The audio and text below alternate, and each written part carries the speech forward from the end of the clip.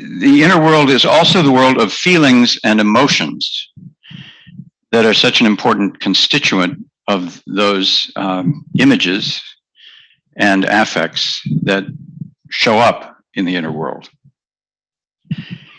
Now, based on many years of work, and forgive me, this will be a bit of a review of my ideas, so some of this will be very familiar to you.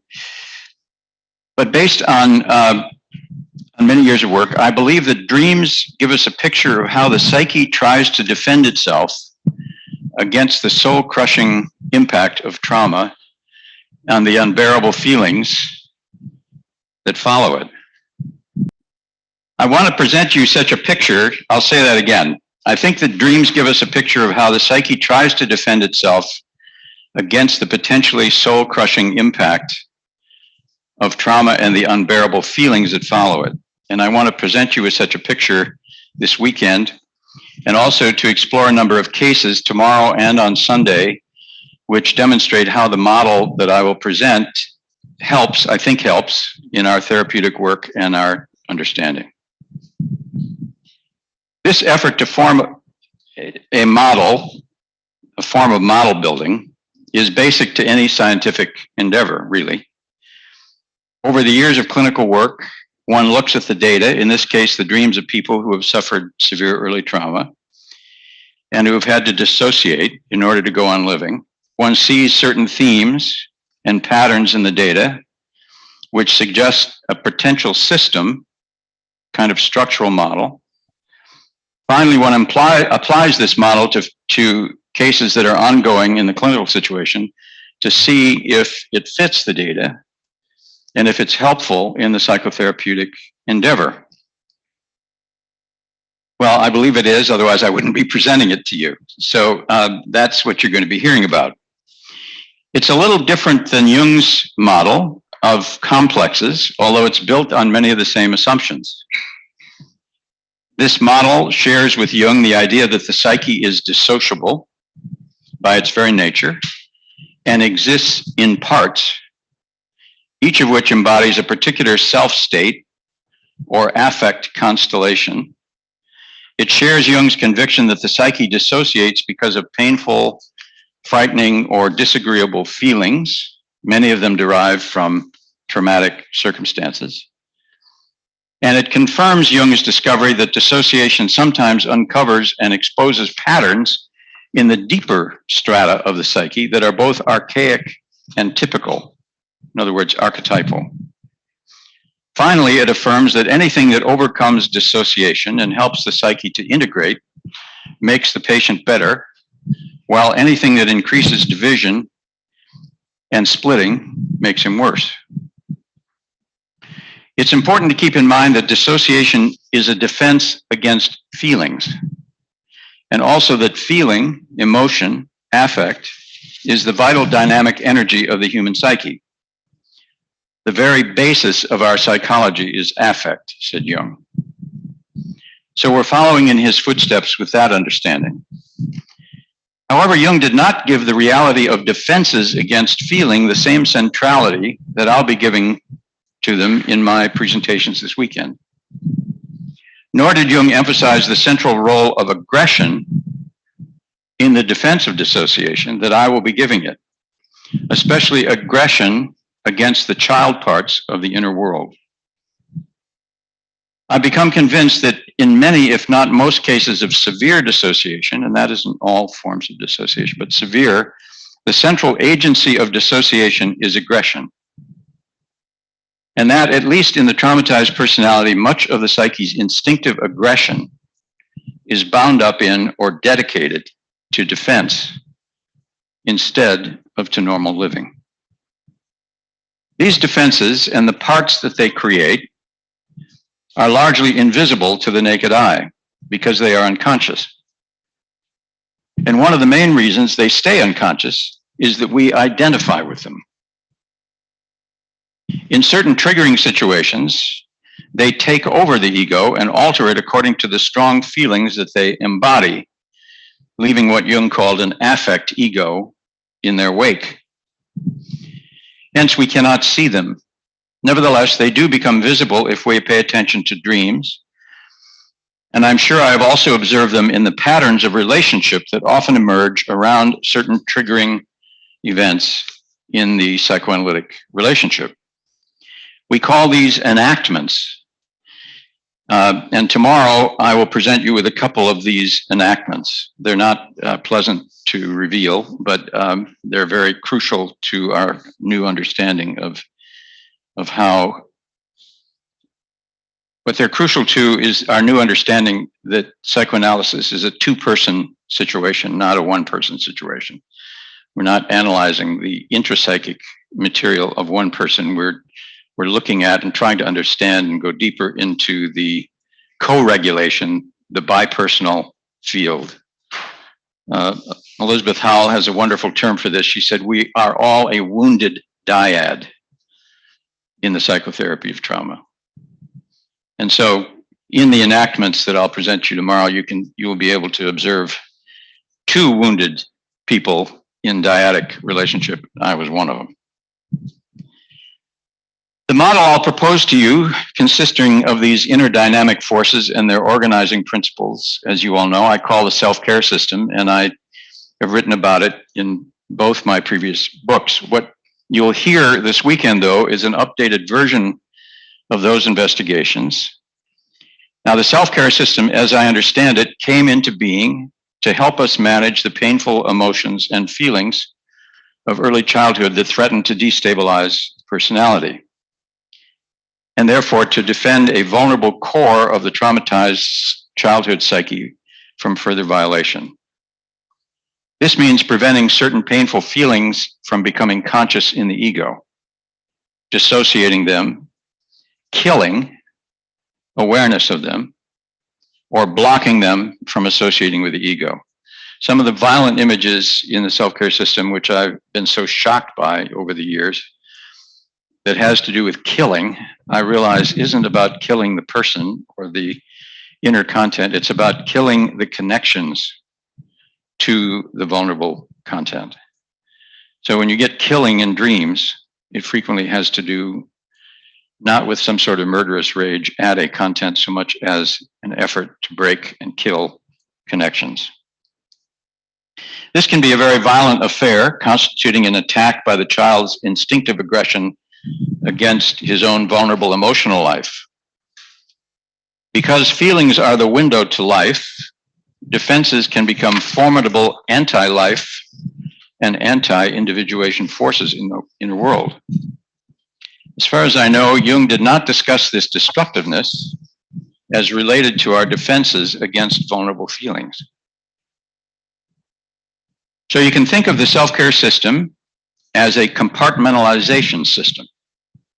It allows trauma survivors to go on with normal life, and they can have a perfectly valid, completely useful, creative life, but there's a cost.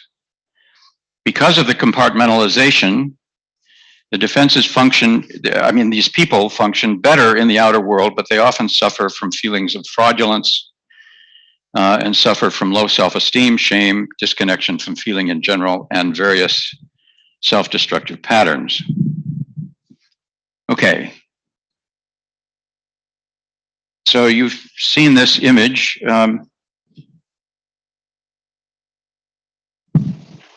Okay. I have another thing in the middle of this. Okay. This is Blake's image in the Tate Museum in London called "The Good and Evil Angels Fight for Possession of a Child." I think of it as a self-portrait of the psyche's dissociative defense operations perpetrated by the two angels, representing archetypal affects and dynamic structures from another dimension of the unconscious that Jung called the collective unconscious. To say these powers are angels is another way of saying they're archetypal, which is another way of saying they're extremely powerful, primitive, pre-personal, daimonic, untransformed by experience. They're what Bion called beta elements, straight out of the brainstem and the collective unconscious. They have uncanny power and spell casting energies at their disposal. weakened ego often becomes possessed by these energies, identifies with them, and becomes inflated or deflated accordingly. Hence, we call them narcissistic defenses. So basically, the dark angel represents violence, aggression, negation, and is by far the most powerful force in the defensive system. Clearly, some version of Lucifer in Blake's image, the dark angel is shackled to the flames of hell.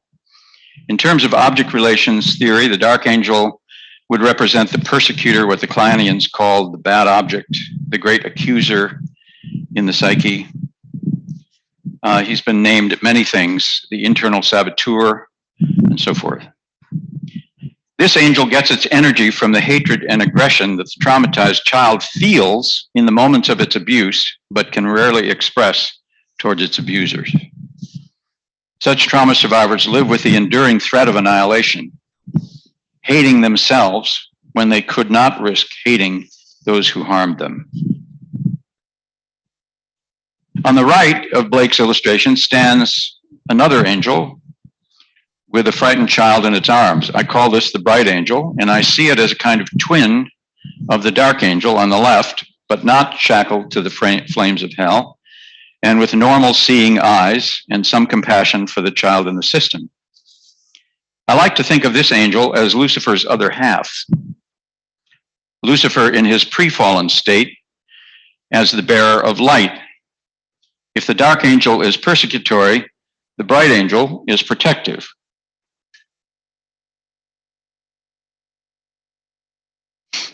So there's the bright angel.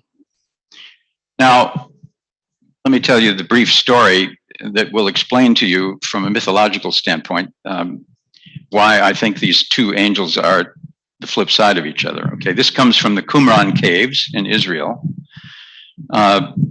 probably 2,500 years ago, and it's a story about how the devil came into being. And there are two versions of that story. One is the lust version, and another is the pride version. I'm going to tell you the pride version. Lucifer, who was God's greatest lover and splendid and radiant, looked into the mind of the divine Trinity one day just to find out what God was thinking about. And he discovered that God was planning something that so horrified him, so outraged him, so disappointed him, that he couldn't believe it. He discovered that God was planning to come down into time and space reality and incarnate as a man with hair and mucus and waste products, an immortal man.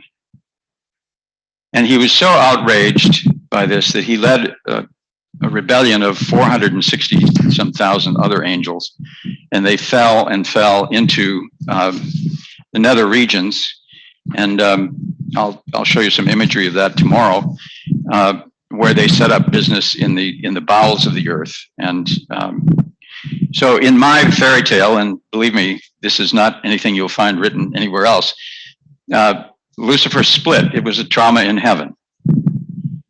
Okay, so he left one part of himself behind, and one part of himself now is in Hades, wreaking havoc. So this is the bright angel.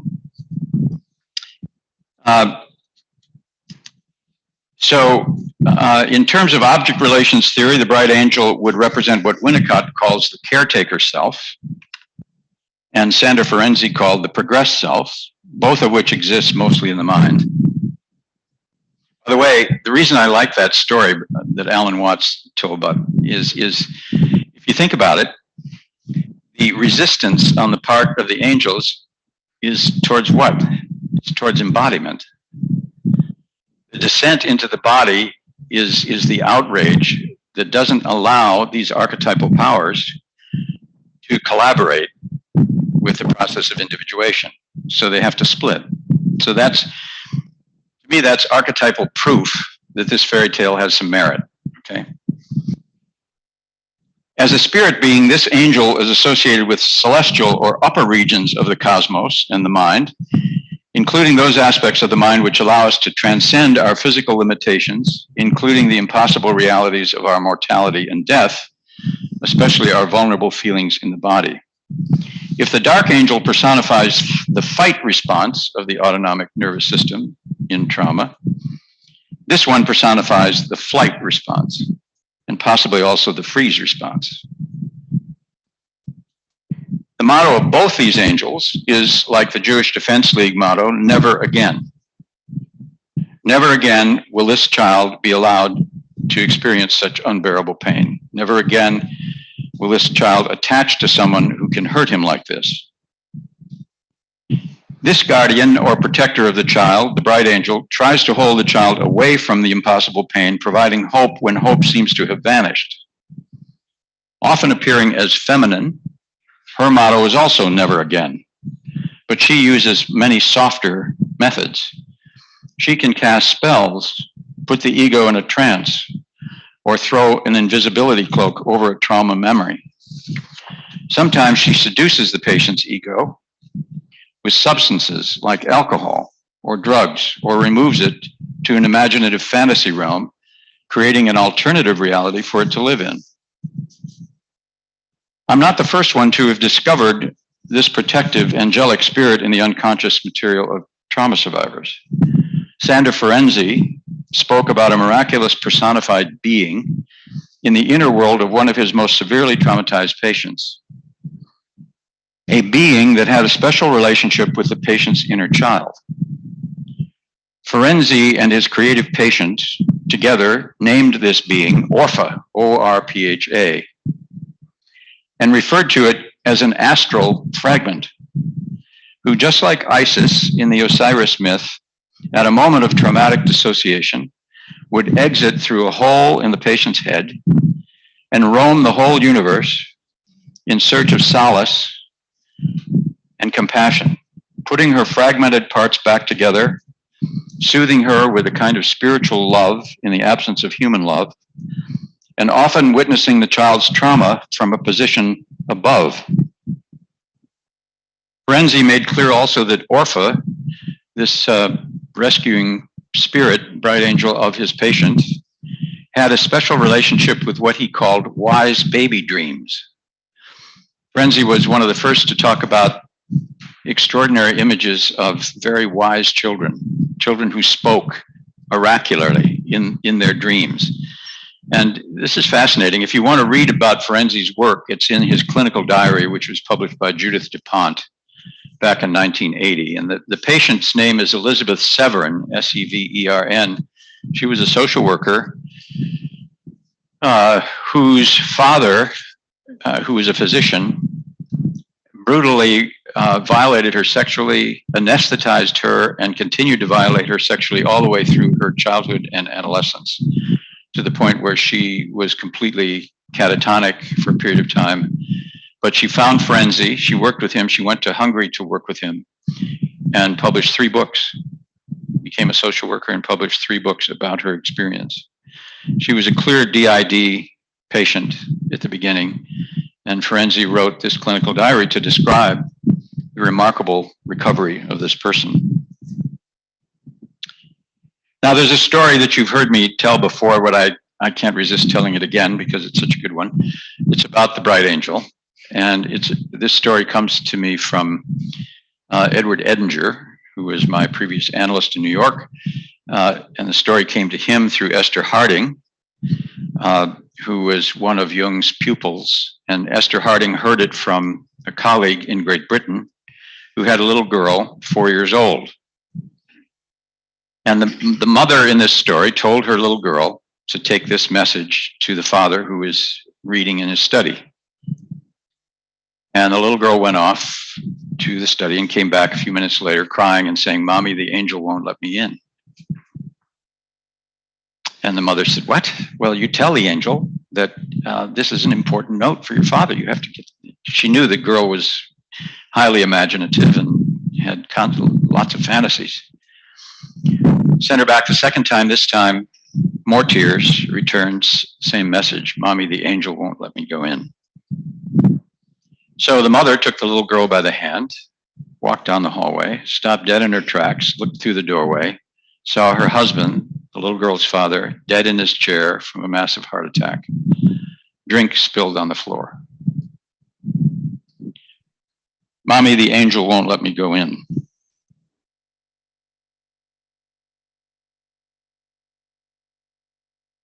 Now, this is a painting that Robin and I discovered in the Wyeth Museum, or the one of the museums up in one of the, I think it's the Farnsworth, right in Maine where we now live, by Henrietta Wyeth, called Death and the Child. I couldn't believe it when I saw it, because here you see the angel. It's a bit dim, so it's difficult to see, but she has wings in the back, covering the child's eyes from a reality that is impossible to bear. So that's one of the ways that the defensive system protects us from too much reality. You know, trauma is about the fact that we're all in this world given more reality than we can bear to tolerate and bear to experience, really, consciously.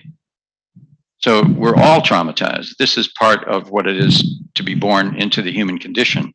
We're all given more to experience in this world, in this reality, than we can bear to experience consciously. Now, this little girl in the story that I told you was confronted by a reality that she couldn't bear. So the angel came to her rescue. Now, we don't know the end of that story. And we don't know what happened. I mean, if the mother had disappeared at that moment into her own traumatic PTSD and withdrawn from the child, that angel would have had to hang around for a long time. And I've seen that happen in a number of clinical situations. One woman that I worked with had a similar angel. She was brutally traumatized all through her childhood, and on her nightstand where she went to sleep, she had a little snow globe, one of those snow globes, and when you rotate them, it snows inside. And standing in the snow globe was an imaginary angel, and she would shake the globe and talk to the angel every night. And then her 7-year-old sister, she was 4, died when she was 4. And at that moment, the angel disappeared out of the snow globe, and she tried to commit suicide.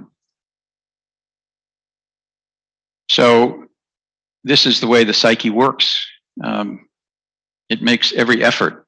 The self-care system makes every effort to keep us in being, and it uses the imagination for that purpose in an amazingly wise and compassionate way. That's been, for me, one of the real amazing discoveries about the way the self-care system works.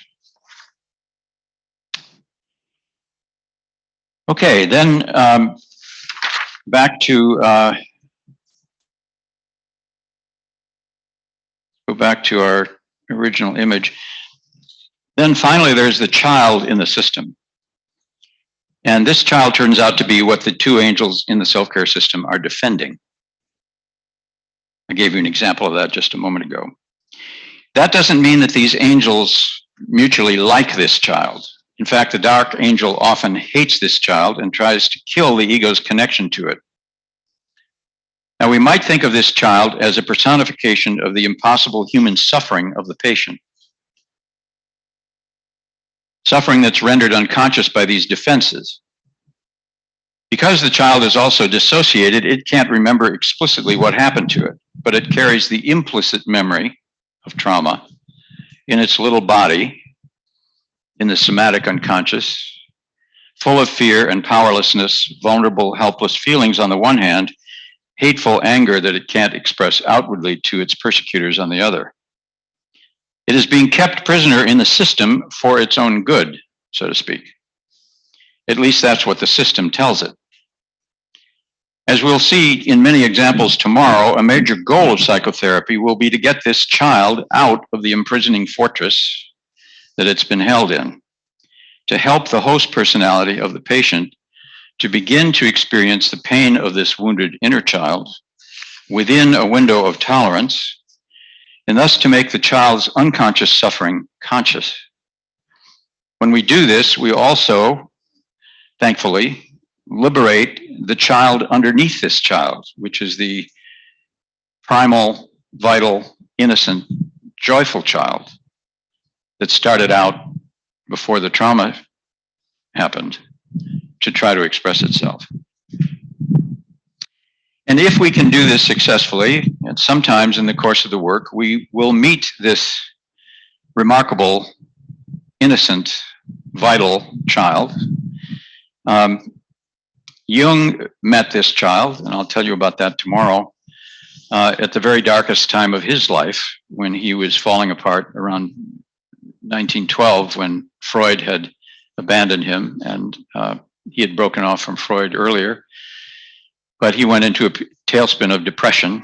And the interesting way he described that depression is he's looking back on it years later. He said, if you really contemplate what happened to you then, you'll realize that it was like a demon plugged up the source of your soul.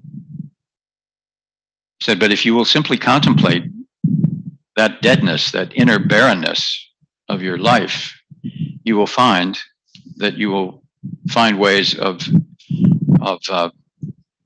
engaging.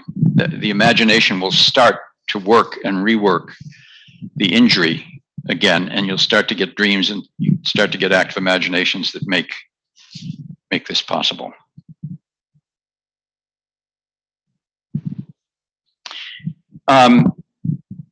This dimension of the child that Jung called the archetypal child or the divine child, he saw as the vital formative principle central to renewal and regeneration in all of us individually, and interestingly enough, in all the great world religions.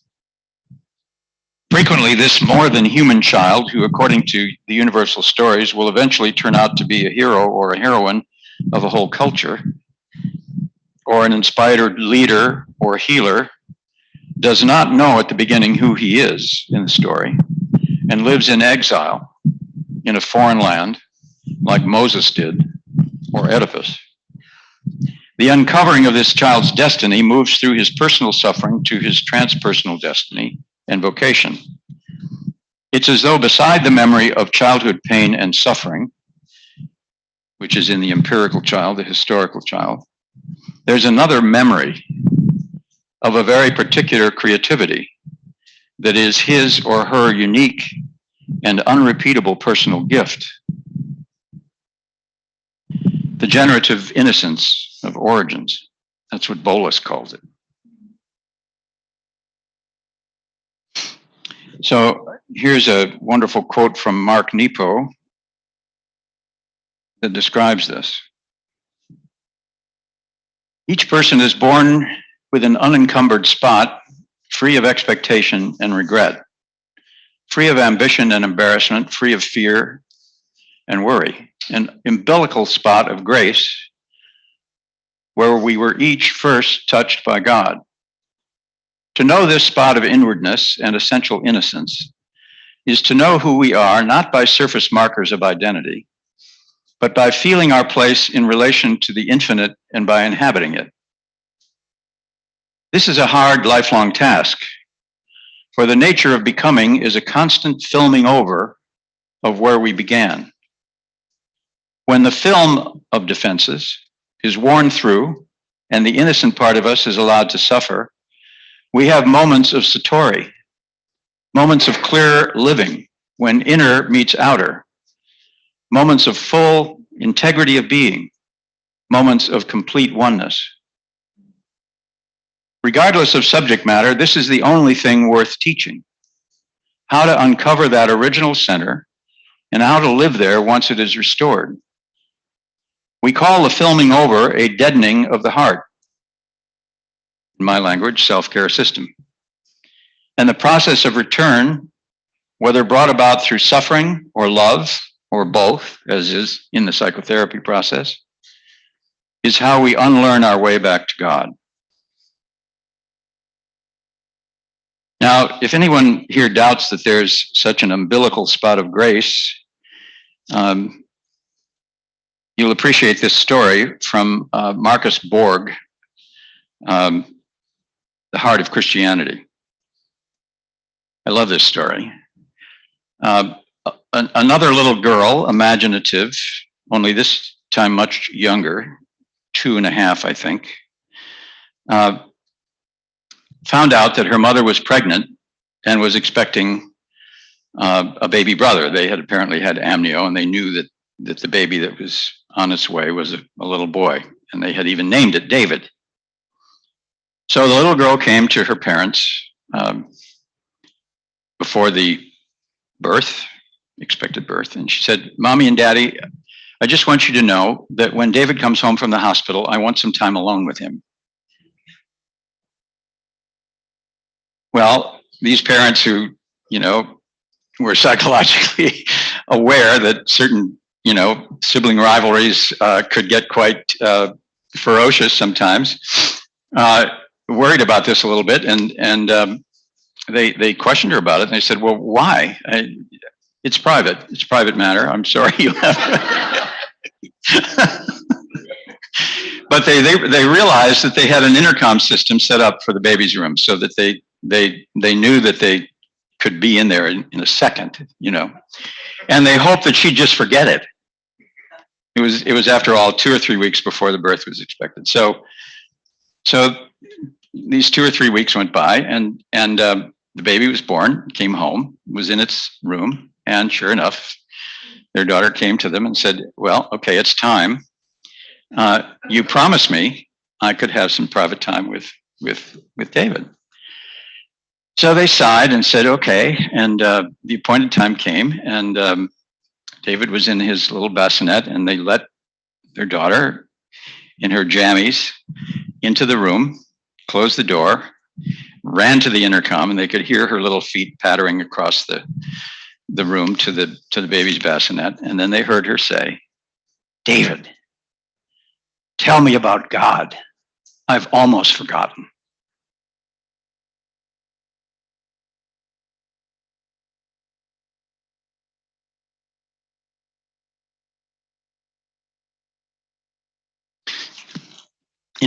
It's so moving, isn't it? That story, and the reason I think it moves us so deeply is that we know about that spot. We can't reach it anymore. But a number of mothers who've recently had, in my work with them, had recently had children, told me about similar experiences, not as dramatic as that, but one very animated and imaginative little boy was quite clear that he had chosen his parents, that he had lived in a place before he came into this place, and that he had made up his mind and so forth. And he talked about that place, which he called the restaurant, as having all kinds of features that we would associate with magical worlds. And he also acknowledged that this world, was a sadder place and a place with limitations and difficulties. But he was happy to be born into this family. So these are empirical discoveries, and they do exist.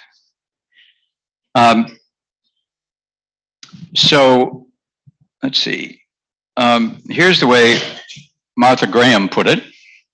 There is a vitality, a life force, an energy, a quickening that is translated through you into action.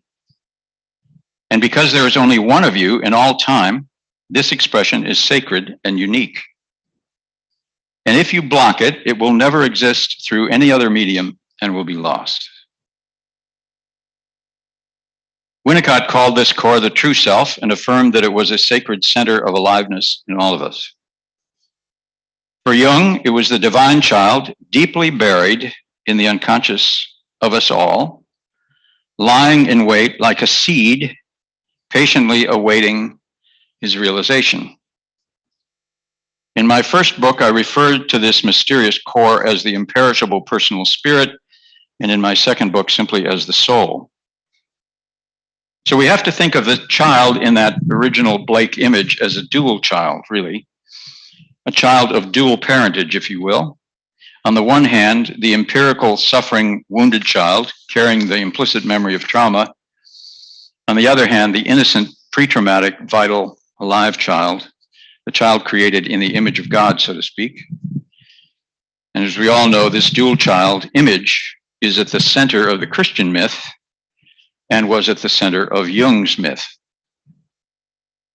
Child with one parent divine, the other parent human, born at the darkest time of the world among animals in a cradle, in a stable, but with a star over the cradle. That was the basic image that informed Jung's life, I think. I want to just say a word or two more about how this structure that I call a self-care system is created, and then talk about a couple of other models that are very similar. One is the internal family systems model of Richard Schwartz, and some others that have a similar idea, but not an archetypal understanding, okay? But before we get there, let's just go back to the traumatic situation in the life of a child.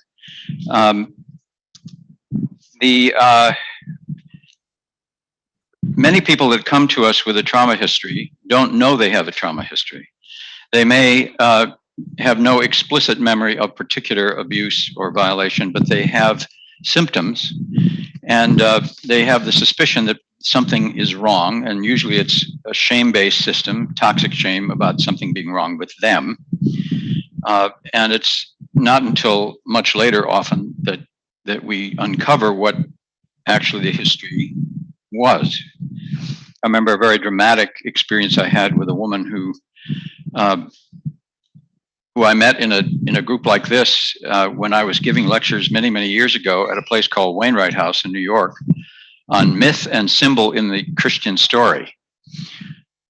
This was after my seminary training, and I got interested in myth and symbol in the Christian story. And so I was giving this lecture, and she came up to me afterwards and asked me if I would see her, and I said yes. And the first session she came to see me, she drove to the wrong address because she said that the person ahead of her on the highway had my phone number on their license plate.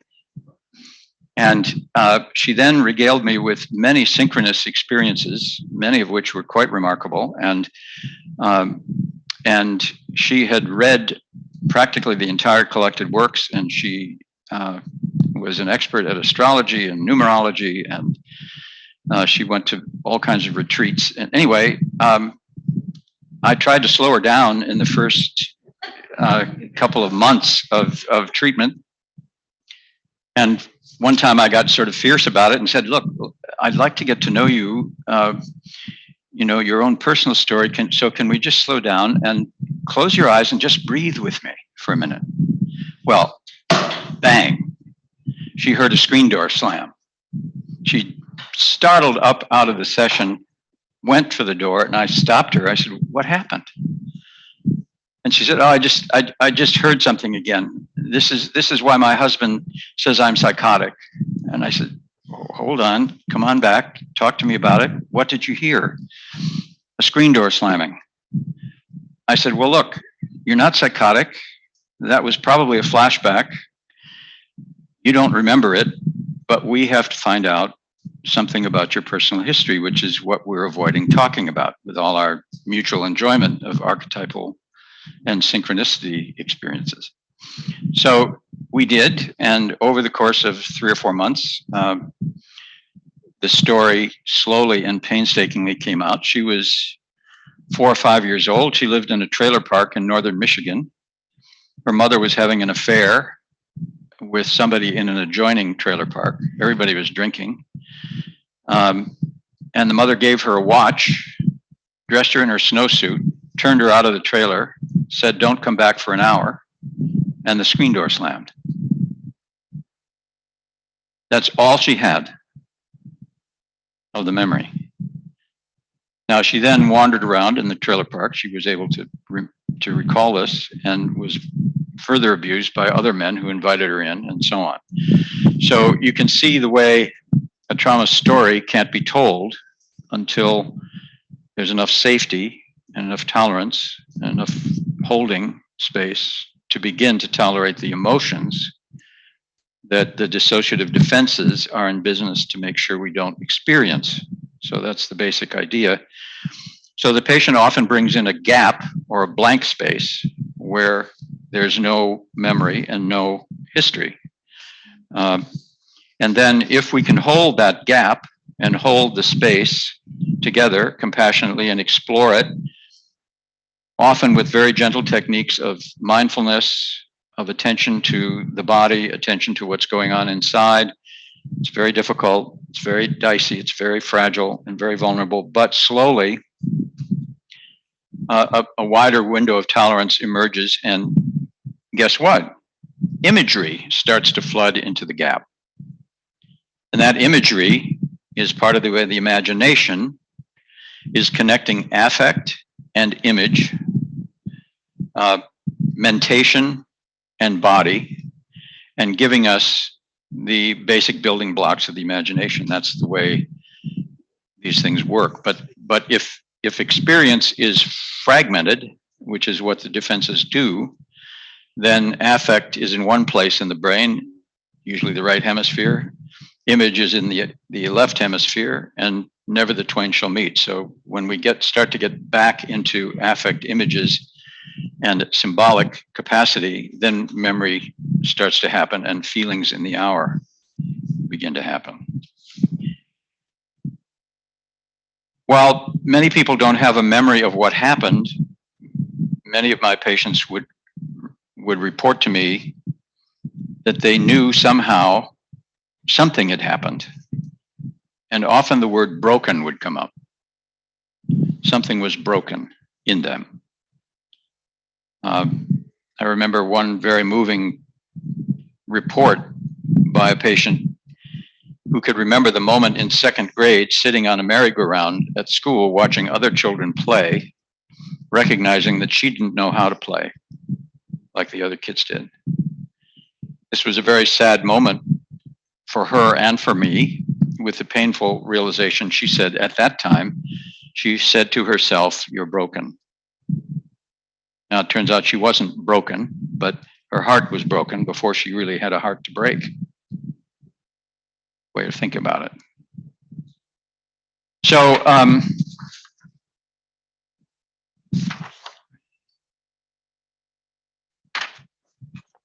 why archetypal?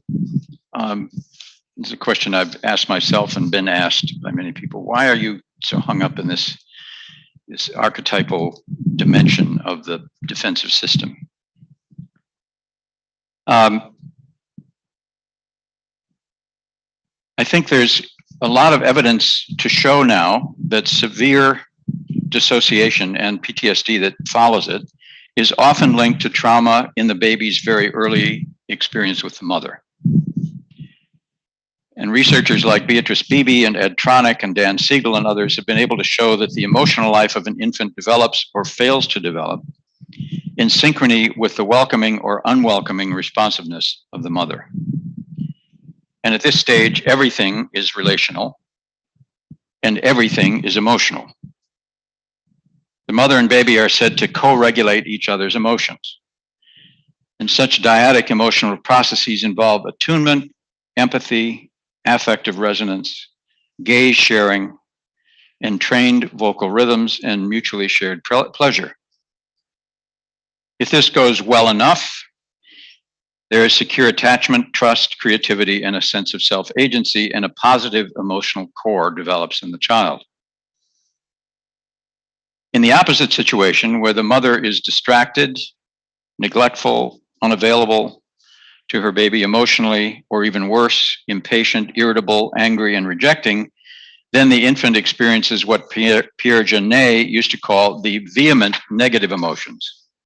Intensely painful, terrifying, vulnerable affects on the one hand, violent, rageful affects on the other. Unable to manage these on his own, the young child resorts to primitive defensive operations, and these, in their own wisdom, use the liberated, violent affects to subdue and dissociate the child's impossible, painful feelings. In the language of Ronald Fairbairn, the psyche appears to use its archaic aggression as the agent of self-splitting. And eventually, the infant's early experience with caregivers then gets immortalized in the psychic organization of the child, and a negative emotional core develops around this dissociative process. Now, vehement emotions, as Janae said, are archetypal emotions. So when we first encounter the self-care system in someone with an unknown history of early emotional trauma, it appears as an archetypal system, not a personal one. Missing human mediation, the child falls back into the archetypal field. In other words, the patient brings an enormous amount of unconscious suffering into the consulting room, overlaid by mythological defenses. And it's our job to attend to these mute agonies until they begin to take on symbolic form.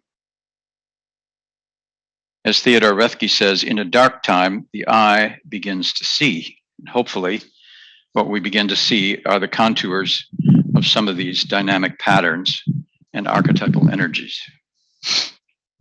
Now, I'm not the only one to have discovered this dissociative structure in the mind of trauma survivors. In fact, my ideas for this model came from many sources in the psychoanalytic tradition. Sandor Ferenczi was one. He was the one who talked about the astral fragment of the bright angel rescuing the wise baby. And he also talked about identification with the aggressor. The child who was being abused would identify with the abuser, and then that abuser would get internalized in the inner world as kind of fifth column of rage and aggression. Ronald Fairbairn was another one whose whole endopsychic structure of the schizoid condition came from an examination of dreams by him. Fairbairn spoke of the libidinal ego, the internal saboteur, the anti-libidinal ego, leaving an inner world haunted by a shame-ridden bad object. There are many others. One very popular one with trauma therapists is Karpman's drama triangle, which outlines three prototypical roles people may take in their interactions with others: the role of victim, perpetrator, and rescuer. So there you see, okay, the perpetrator is the dark angel, the rescuer is the bright angel, the victim is the wounded child.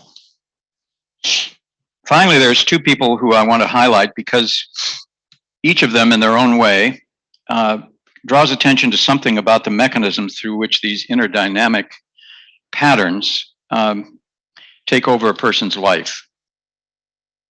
And that mechanism is one that we call in the psychoanalytic tradition identification. Remember I said before we can't see these figures? The reason we can't see them is we're identified with them. Okay, and the reason we're identified with them is that they contain such strong emotion, they outpicture such strong affect that they take over the ego and render it into an affect ego. First is Richard Schwartz. He's the creator of internal family systems, wildly popular today and being used in many, many settings. Schwartz realized that some of his clients were not cooperating in the therapy with him. And when he asked them why, they spoke about how, as they began to express themselves, a very critical voice would come in and attack them inwardly, leaving them bereft and lonely and terrified. And they spoke about how then another rescuing part would get them back, would get them into binges and other drunken behaviors, for example, to get out of the painful feelings that were created by the attacking voice. This would bring back the critic, almost as if the whole sick process was designed to feed the critic. This is Schwartz's language. So at first, Schwartz tried to get people to stand up against this critical voice. Take a stand, come on, don't be pushed around. That didn't work. It only made them stronger. So then he began to realize, well, what about if we looked into, got a little curious about where they came from, when they came into being in your life. And as he did that, he began to discover some remarkable things. One was that these violent, negative, critical, aggressive voices sometimes had to come in at the most traumatic times in the patient's lives in order to dissociate them. And some of the critics would say, I took all the abuse for you. It was me who was taking that abuse. And by the way, you haven't shown 1 ounce of gratitude for all my efforts on your behalf. And there was no leadership in the personality as a whole, so I had to take over. And then so Shorts would say, oh, you mean so you were really trying to be helpful? And the voice would say, well, yes. And then Shorts began to really try to help his patients understand that these very critical, nasty, negative voices often were defensive, dissociative parts of them that were basically doing the best they could under impossible circumstances. And once that idea got across to his patients and they started to interview them and be curious about them, the whole system started to change. Now, there wasn't only the negative critical voice in Schwartz's metapsychology. There were also exiles, which were the children who carried the wounds and also the potential for joy that were banished by the dark and critical voices in the system. And then there were also rescuers, he called firefighters and managers, right? So the same elements in the system were part of IFS and have proved to be highly successful in the inner work with people who he is skilled to work with. One thing that Schwartz doesn't talk too much about, at least I haven't caught up with him lately, so I don't know this is true now, but one of the things he doesn't discuss is how these figures get connected to the human relationship in the transference through projection. And I'm going to give you some classic examples tomorrow of enactments in which this was clearly the case, in which I had identified with the bright angel and was over solicitous with my patient to the point of generating a lot of destructive, really, activities. And another case in which the dark angel, the aggression of the patient, infected me and brought out my anger demon as well, and the two of us clashed in what became a classical mess. Fortunately, we were able to save it. The final model builder that I'll talk about, and he didn't really build a model, but it's Eckhart Tolle, who many of you have heard about. He has an especially chilling reminder of how these inner parts, archetypal parts, strive to stay in existence.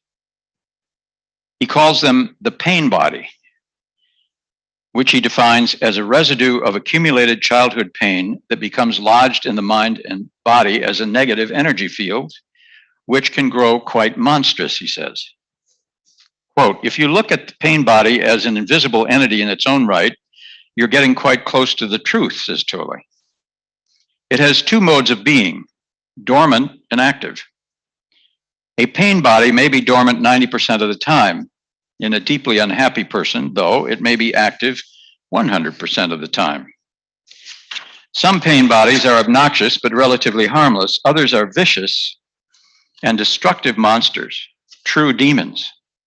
Some are physically violent, many more are emotionally violent. Some will attack people around you or close to you, while others may attack you, their host.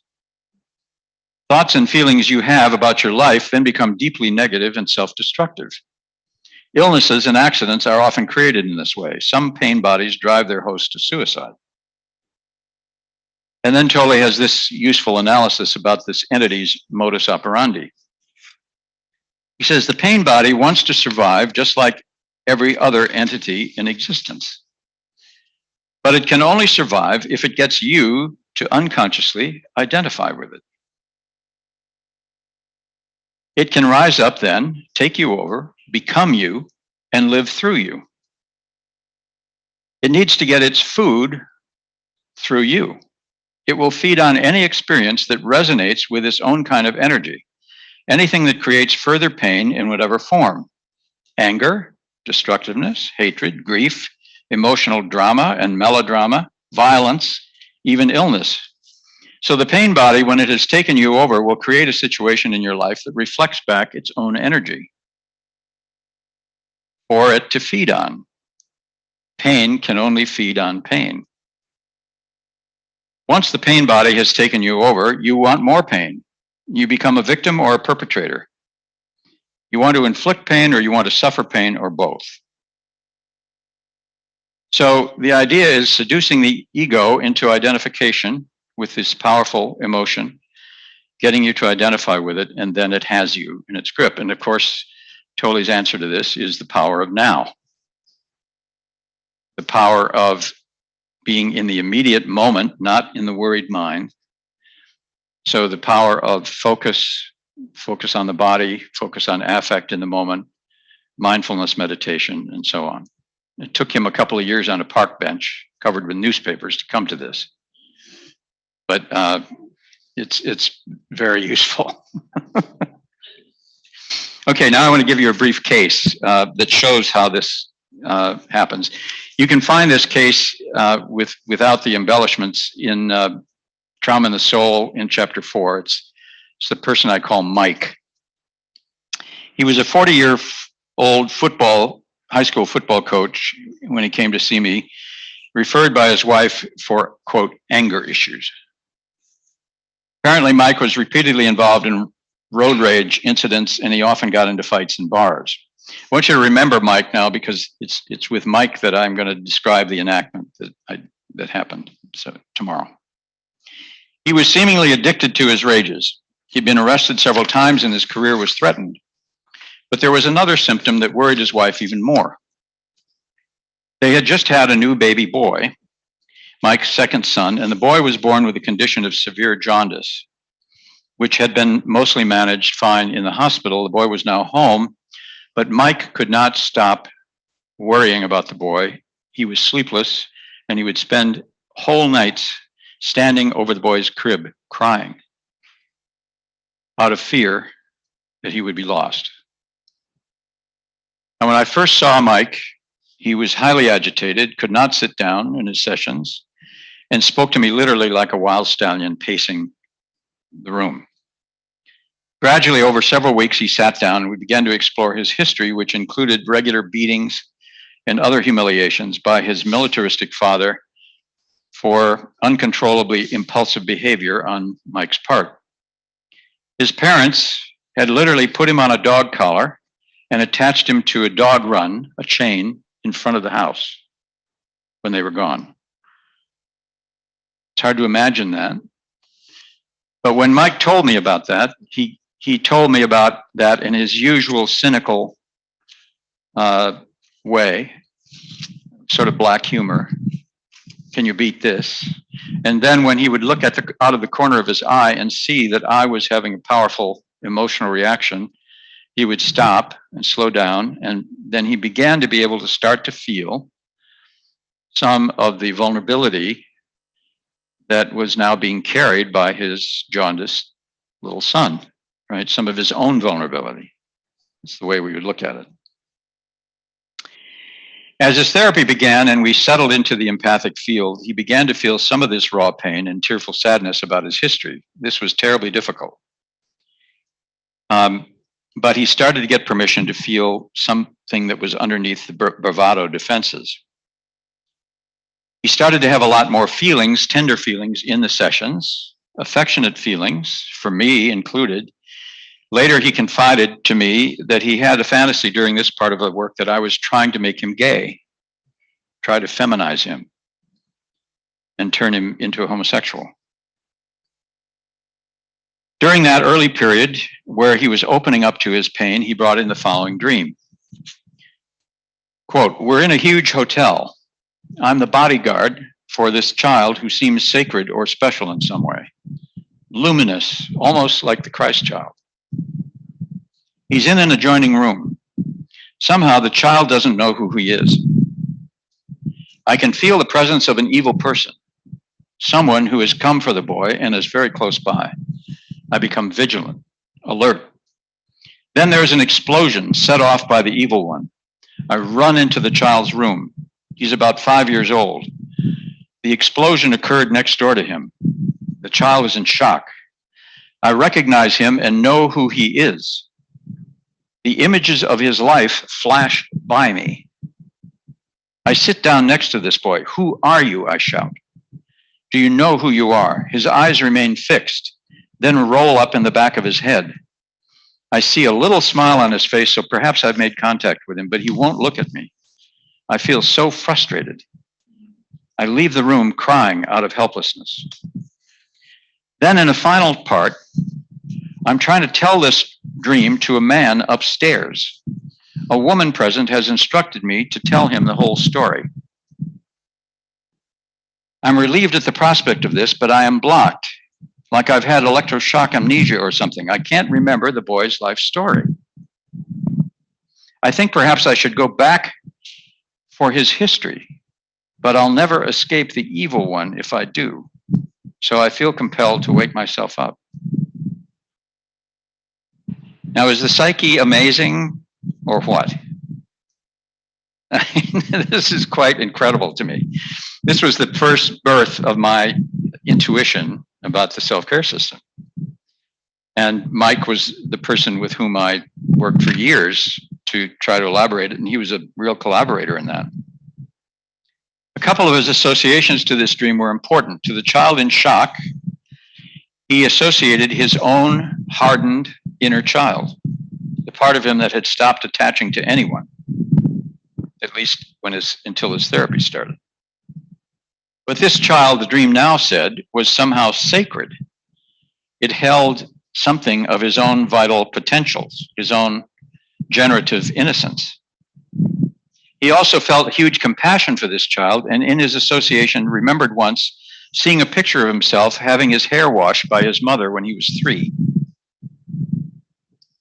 I asked him to bring the picture into therapy, and he showed it to me. I look so innocent, he said with tears in his eyes. Maybe I wasn't so bad after all. In other words, he was beginning to feel some compassion for the traumatized boy in himself. When he could see this boy as a vulnerable part of himself and not as the whole of him, it was easier for him to tolerate feeling some compassion, which is one of the reasons we work with parts, right? Because it's helpful. Janine Fisher, one of the people who has elaborated Richard Schwartz's work, says one of the most dreadful things or dreaded things that a psychotherapist can hear is, "I'm feeling suicidal." And Fisher said, "I never take that at face value." She said, "The first question I ask is, which part of you is feeling suicidal? And can we talk about that part and give it a voice?" And so that's the reason parts work is somehow very effective. And Mike could also relate to the dream ego's ambivalence in telling his story, part of him blocked by dissociation, electroshock, amnesia, and afraid that if he allowed himself to feel his early pain, he would arouse the violent defenses again of the evil one. He thought the man upstairs was me because I had an office upstairs, and the woman who told him to tell the story to the man upstairs was an unknown figure in the dream. Okay, by now I hope you can see in Mike's case how the different parts of the self-care system are arranged and how they enter the therapy relationship. The newborn jaundiced baby boy who he's crying over in his nightly rituals, anticipating the loss, is a stand-in for the beautiful, innocent, wounded inner child in himself, who he's already lost to dissociation. So the loss has happened. He's dreading it. He's dreading something that's already happened. The tender and vulnerable feelings of this child part of himself are coming up in Mike's therapy, and this triggers the evil one, the dark angel, in his rage system. But the dream says this child has survived the explosion, albeit in a trance, and we now see Mike intervening on behalf of this child. You might ask, where's the bright angel in this material? Ideas? Well, you'd be right if you thought perhaps the bright angel was projected onto me, right? Not that I'm particularly angelic. And believe me, my halo was tarnished many times with Mike, as you'll hear tomorrow. But the compassionate rescuing angel is frequently carried in the idealizations on the therapist. And, you know, Kohut was one of the first to say, we have to accept these idealizations because they're part of what gets the nascent, emergent, seeking self connected. Jungian analysts would say in that idealization, there is a projection of the self archetype, which is a little different, but says the same thing, namely that something of the inherent longing for wholeness and goodness and vitality in life can be carried by the therapist sometimes. And we need to hold that for the patient until it gets back to them through the process of therapy. In Mike's example, we can see also how identification was functioning in his road rages. He was completely identified with the rage, which is something that we all do when we get enraged. He didn't know he was in a defense, right? Channeling his anger demons so that he didn't have to feel other feelings like shame and humiliation. Every time one of these road rages things happened, there was a prior feeling which he never wanted to feel, which was being blocked, frustrated, made fun of, suffering some sort of loss or humiliation on the road, right? This issue of loss, inferiority, shame, humiliation is a huge thing for the narcissistically identified male ego. And it's one of the things that Mike felt very acutely in his road rage incidents.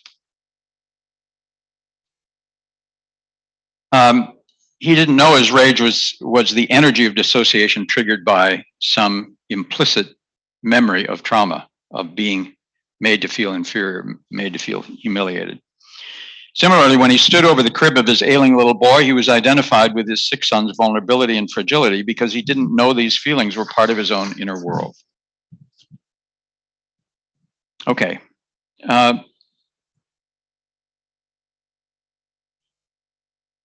Tomorrow, we'll talk about some ways of working in a Jungian framework that helps to integrate the parts and to unblend the ego of the patient from some of the strong affects in the parts. I mean, what Jung discovered when he went into this area was active imagination. And we're going to talk tomorrow about how active imagination helps disidentify from the parts with their very powerful affects. And the way it helps us disidentify is that we externalize one part of ourselves and we have a conversation with it. Okay.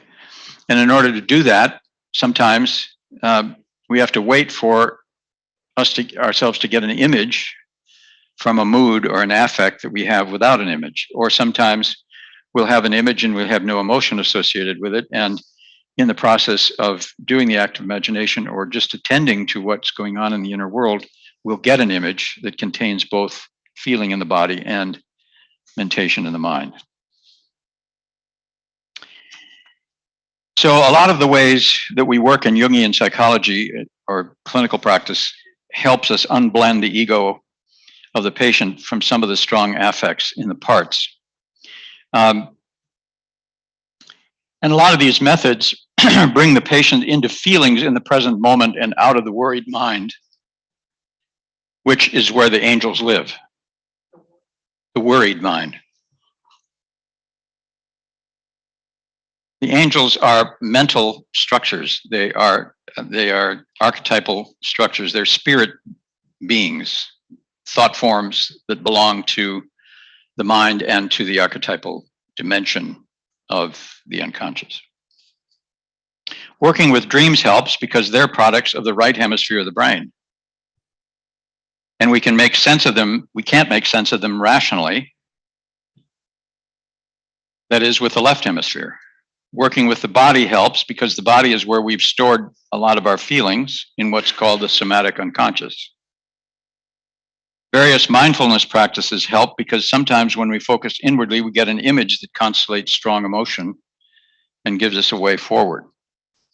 The intimacy of eye contact between the analytic partners and attention to feelings in the relationship between the partners in analysis helps because it ignites early attachment longings that may reside in the wounded child part of the psyche, and suddenly vulnerable emotion may become available.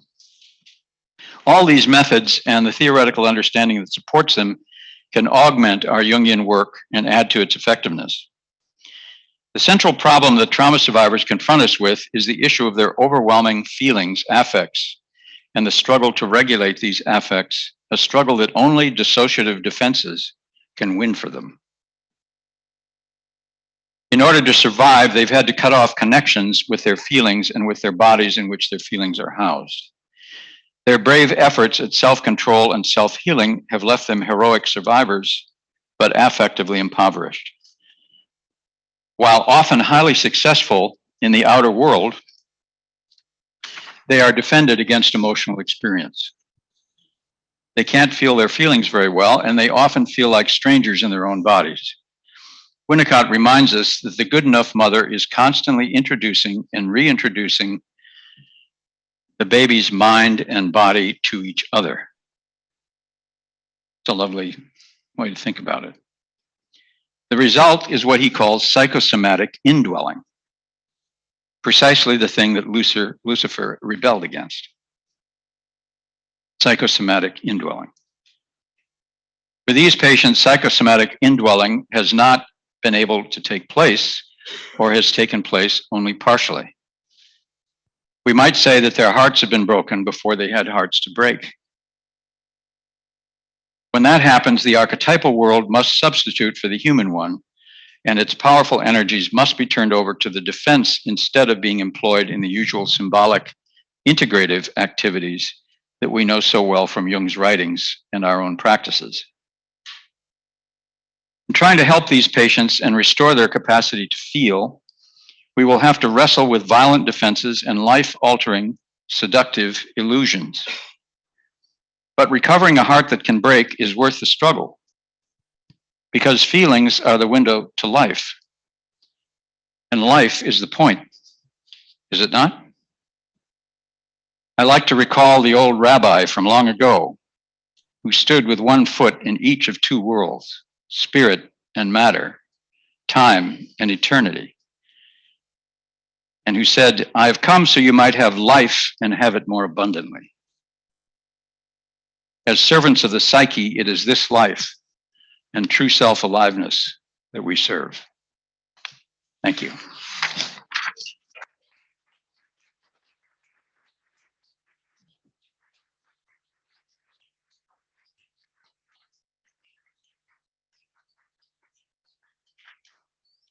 Hey, Michael, are there time for some questions, comments? There are, yes. People, if you have questions, I'll bring this mic to you. And if people online have any questions, feel free to put them in the chat, and I'll go back and forth if there's anything there. Did you hear that? Put them in the chat if you are online, and if you're in the room, raise your hand, I guess, right? Yep.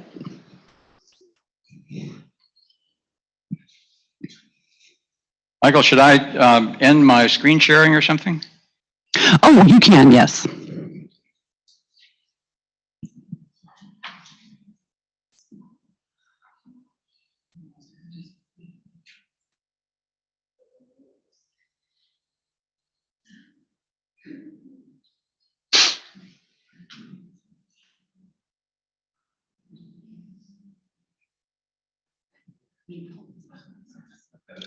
Good, Michael.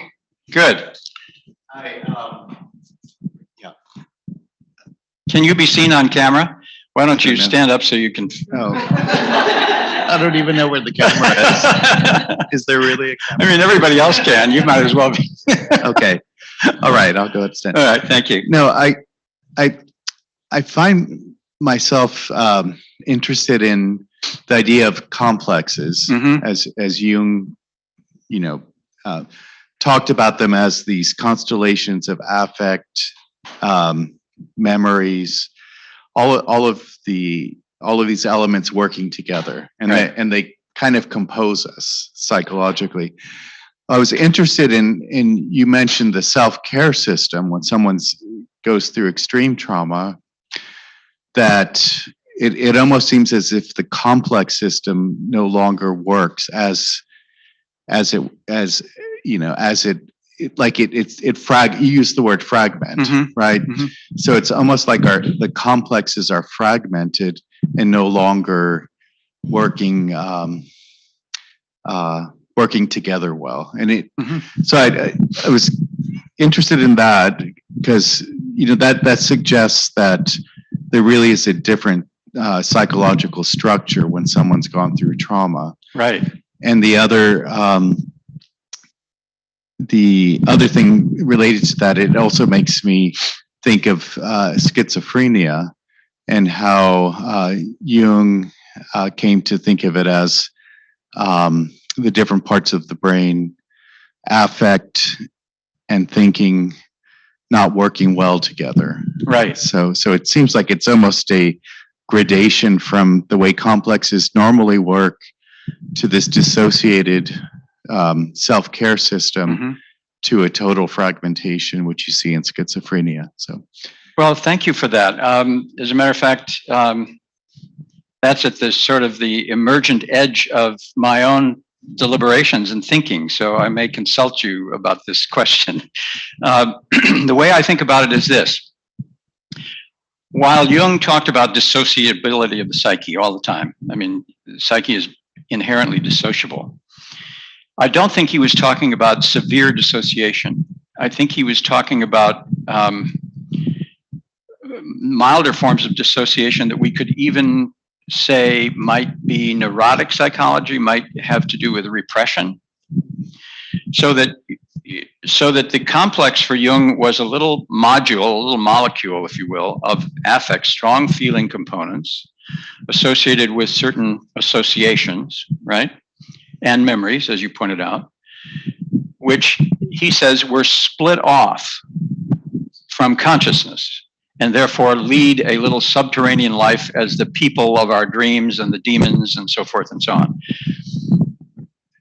Now, I got very interested in his word split off for several reasons. One is, I think what he means is that when a complex in a normal neurotic psychology of somebody who, say, has painful feelings around a certain event and has a complex about it and splits it off into the unconscious, when you touch on that tender feeling content, a couple of things. First, usually you get mad. I mean, one of the major complex indicators that we like to talk about in Jungian language is, oh, well, you're obviously in a complex.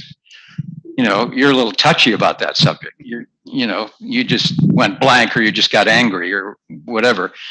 And it's interesting to me because anger is such a complex indicator that I think there's a lot of anger in the complex that Jung didn't know about. And I think it's in the splitting.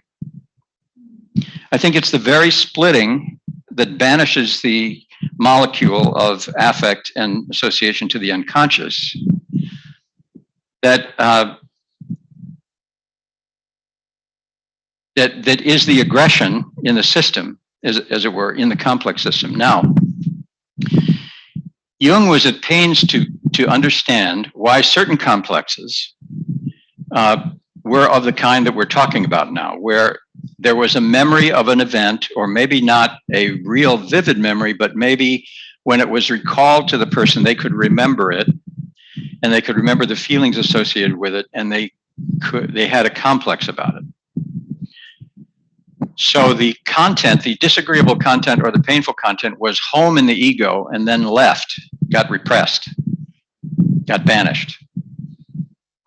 Whereas the kind of experiences I'm talking about are, and Jung was at pains to try to explain this. He said, there are some complexes, though, where the material that wants to return has never been home in the ego before. And he said, the only way I can imagine such a complex is that it comes from the collective unconscious. Now, I think that's where my work comes in. I think really what I'm talking about is the more severe forms of dissociation where there is a kind of obliteration, a fragmentation, so that the symbolic process itself is put out of order. And so what you get is these figures arranged in a kind of complex in the unconscious, but I think of it as a sort of the core complex of the severely dissociated psyche. And that, I think, is taking Jung's work on a little further than he was talking about. At least that's my, hope. Yeah. Thank you. Yeah, thank you. We did have a question in the chat. How do you see the dark and bright angel playing out on a more collective level, such as amongst the current economic, political, social, and cultural realities? And how might this impact the individual clinical hour? How might this impact the clinical hour? Yes. Okay. Well, you'll be pleased to know that I'm going to spend Sunday morning talking about that very thing. I'm going to make a very difficult and interesting to me, and I hope it will be to you, effort to apply this system of archetypal defenses and the vulnerable child at the core of it to the current situation in the country and essentially the world. My hypothesis is that we're in a far more post-traumatic world than we know, that we are being given more to experience in this world than we can bear to experience consciously, and that some of these very primordial and archetypal defenses are coming up in the violence in the culture and the illusion in the culture. Now, there are the two angels, okay? The violence, we don't have to, school shootings, gun ownership, all the rest of it. The illusions in the conspiracy theories, and the alternative realities that are being created now, and with the advent especially of the accelerants of social media, extremified radio opinion programs and so forth. So I think there's some worthwhile conversation to have there. So I'm taking a leap into that area, which is out of my comfort zone and area of expertise. So I hope there'll be no explosions. Because once we get into this conversation, you know what it's like. But I'm going to try to rescue us by emphasizing the fact that at the core of the two angels, violence and illusion, there's a child. And that child happens to be precious to everybody on both sides of the political spectrum. The only problem is we define it differently.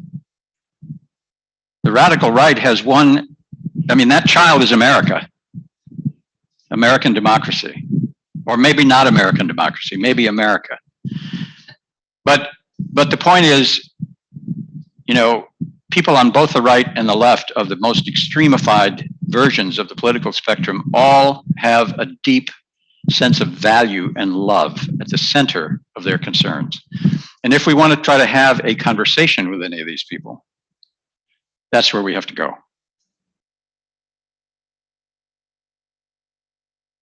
So I'll elaborate on that more on Sunday, but that's a very good question. And now the second part of the question: how does this turn up in the hour?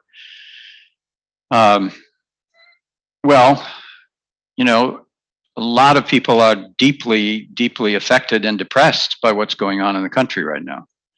There's a sense of hopelessness, a sense of despair, a sense of our feckless leaders who don't seem to be able to get anything done, of people who don't stand up and defend what's right. And I think when we live collectively in that kind of atmosphere, it's very hard to hold it, and it's hard to think about anything else. So I spend a lot of time in my consulting room talking about things like this, trying not to get it derailed, because it's so easy. The politicized conversation, which has only to do with victim perpetrator, with the angels, skips over the child, skips over the vulnerability, skips over the fragility, skips over what we love, and goes right to the powerful archetypal forces in the collective. And there's a lot of righteous anger, stoked by the fact that various people are threatened. There's a huge amount of fear out there right now. And the more we generate this political extravaganza, the more fear, the worse fear gets. Remember, the self-care system is a system that is generated by fear. And in its effort to quiet fear and allow life to go on, creates more fear. So, Sunday. Okay, we got about 5 more minutes. Do I have to stand up? Okay. So my question is, do you feel like most of the people who would describe themselves as Jungians have experienced some level of this type because they're being pulled into this more archetypal realm, per se? And with that, because that image is not separate from the body, the symbol and the symbolic language is used to bridge those two. But my question is, do you feel like Jungian analysis itself is struggling with the indwelling process? Is struggling with what? The indwelling process. Because my experience is that there's a lot of lack of body and affect tolerance in the analytic space, and it's a lot of image and meaning, but not a lot of affect in behavior. I couldn't have said it better. No, okay. But I would love to hear your. No, I think those of us who are practicing in Jung's tradition and who are keeping abreast of the discoveries that are being made in psychoanalysis and affective neuroscience, in attachment theory, and in a lot of the things that I've just mentioned, are very aware of this and aware that there's a tendency, and it's only a tendency among a certain type, I would say, in the Jungian world, to privilege image and meaning over affect in the body, right? Or affect and emotional bandwidth, developing emotional literacy and emotional. And this is a hobby horse of mine, and something I'm quite concerned to try to get the word out about, because I think Jungian practice has all the elements. I mean, Jung, after all, was deeply emotional and guy, and was very connected to a lot of the irrational elements of the imagination that make for really effective work. And maybe you know the story about the 14-year-old girl that was referred to him. So anxious she couldn't sit down, worried, obsessive compulsive, off the charts, and some physician referred her for one consultation to Jung, and Jung sat with her, and he realized he was not making contact with her. And he looked out the window, and they were sitting in a room near the Zurich See, the lake there in Zurich where he had his home. And he saw the little sailboats. And he started singing a lullaby that his mother had sang to him about the little boats on the water. And it just came to him to do this. And he looked out of the corner of his eye, and he saw that his little patient was suddenly right there with him, enchanted. And a year later, the eminent physician that referred that child to him approached him at a conference, and, "Dr. Jung, what have you done? What interpretation have you given to this to this patient that I referred you. She was transformed after that one meeting. I can't believe it. And Jung said to him, I sang her a lullaby. So the man had it in him just instinctively. He could feel his way to the truth, the emotional truth of a situation.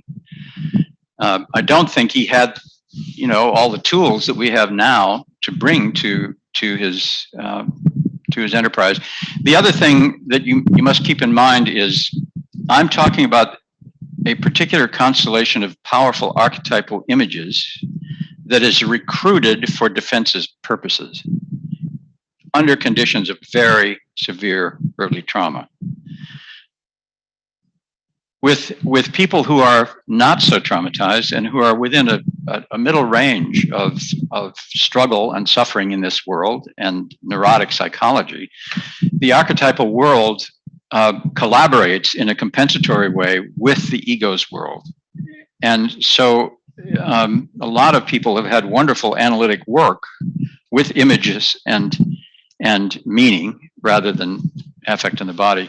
It's just that when we get into the area of trauma and fragmentation, dissociation, where we find these powerful archetypal forces, I think we have to look at them differently and see them through a different lens.